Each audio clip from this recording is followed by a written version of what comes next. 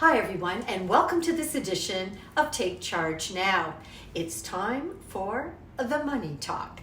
Parents, I know you've done it before, and yet it might be time to do it again. I'm talking about having the talk with your adult children.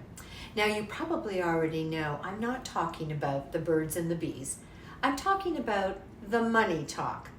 Economists have been warning for well over a decade that a massive transfer of wealth is going to happen.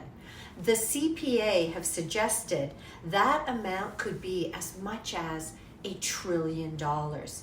Canadian baby boomers are putting into motion the most significant generation transfer of wealth in Canadian history between now and 2026.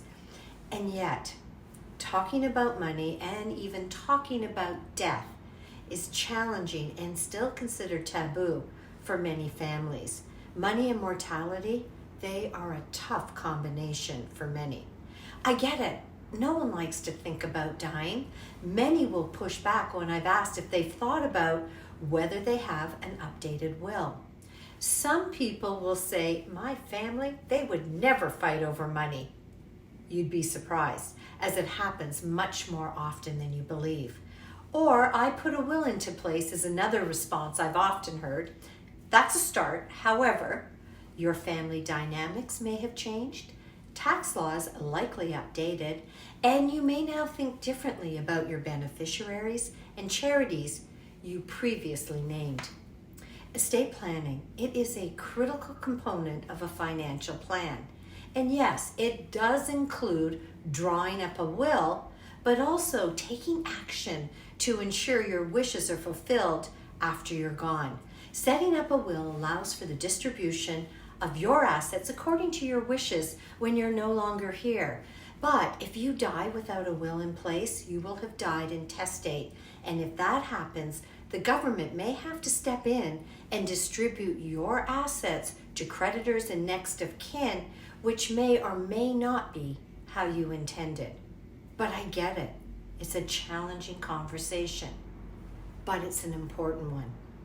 In his recent book, Do Not Ignore Your Mortality, Practical Advice from a Funeral and Financial Insider, Greg Barnsdale highlights conversation starters and suggests that you might want to try these icebreakers. Here's one.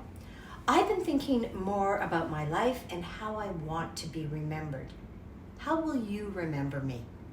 Or, if I died last night, who do you think would be best prepared to sort everything out? Even this one. Did you know that planning around your eventual death reduces the stress of growing older? I mean, there are complex issues to be addressed, including the financial literacy of the next generation, and not to be ignored, many worry about the spouses of their adult children and want to protect inheritances from a potential marriage breakdown. It is fair to worry about this. However, you can't control it. What you can control is your communication, and that needs to be a complete, accurate, and honest disclosure of your wishes and your financial facts. And a big part of this wealth transfer is going to be the early distribution of funds, possibly a postgraduate degree for one, a down payment on a house for another, seed money for a new business. It can get messy if it isn't documented.